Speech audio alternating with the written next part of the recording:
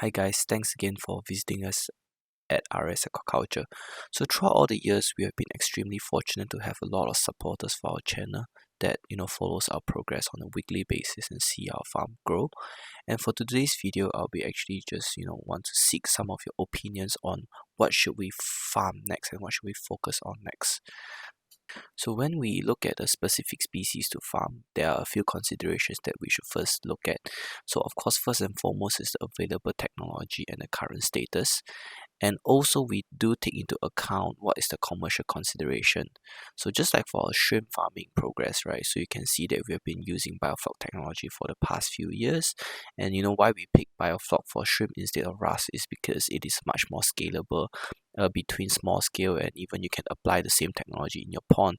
So that knowledge is actually very transferable, especially if you're at a pilot scale and transiting out to a bigger scale, because it won't occur a lot of capex, but instead what you need is extremely good knowledge about the biofloc, which will translate easily throughout a bigger scale systems. And of course, shrimps has quite a good potential in terms of commercial, because it's actually quite a good product. We could easily sell these products on our own, or we could even find distributors that could offtake the product. So this is actually a very important consideration to make between finding a good intersection between technology and commercial viability. So behind our backyard, we have actually other species as well. So first and foremost, we have the tilapia species. So this is actually known as a freshwater fish. They are actually very easy to grow, and we have actually grown them at scale before in earthen ponds. So some of the problems that we face in our market, at least in Malaysia, is that the low prices of this tilapia, because consumers have a lot of options when it comes to fish, and a freshwater fish is actually not the most popular option, at least where I'm at.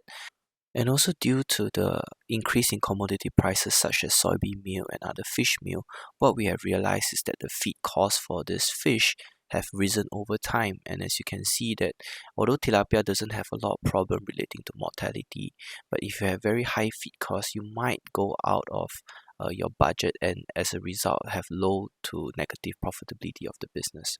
But we do realize that this is only a problem in Malaysia, and it might be different for those who are in other places around the world, probably in Africa or even in some parts of India, where so the profitability of the business really depends on the cultural setting and the local context and the demand and the commodity prices of the fish, which is going to be different in different parts of the world.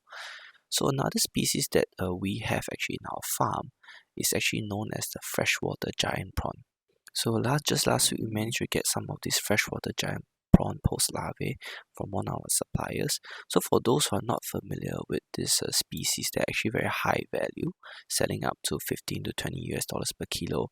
And during the adult size, they actually look like this, right? So this is actually some of the pictures that I found on the fish site. A good thing about this giant freshwater prawn is that actually we can use our existing expertise in our shrimp farm to help this species grow. And you can see that this is just a time lapse of the shrimps that are feeding onto the pellets that we use for vaname. So as you can see, they are able to consume the feed, which is great news if you're talking about commercial viability. And the last species I have in my farm today is actually the catfish, known as the pangasus. And the strain I have here is the albino strain, which really depends again on the cultural context and the commercial viability.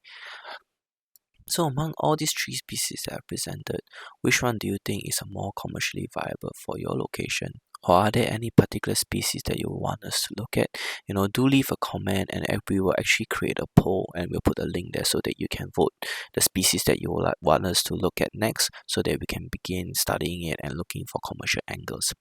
Until then, I hope to hear from you again, and thanks again for visiting us at RAS Aquaculture.